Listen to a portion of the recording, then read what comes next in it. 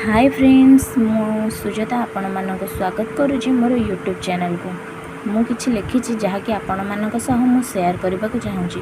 मनीष जेपरी निजर स्वप्नर घर आवश्यक मन करे सेही भली भाबरे प्रत्येकटी जीव निजर बासस्थान चाहिए जो से निजर सुख शांतिर परिवार को देखा इच्छा करती। आजिकल जो भली मात्रा गछ कटा जाउछि ताहा तो आपण मैंने सब जानी आम मान भविष्य कौन हो ताहा तो स्थिर नुह। गछ को काटिबा फल आमर जो भली असुविधा होउछि मृत्तिका क्षय ठारू धरी पाणीपागर परिवर्तन ताहा आजिकालिका मनीष बुझा सक्षम नुहे।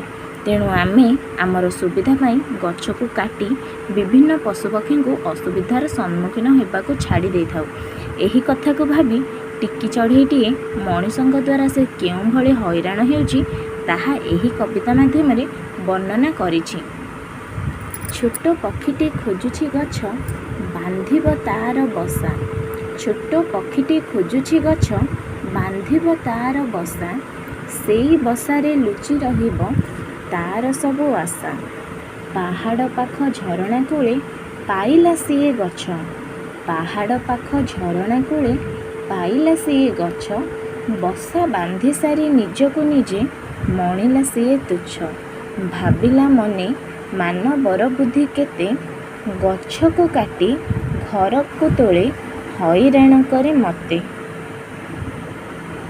गछ को काटी घर से तोले हैरान करे मते।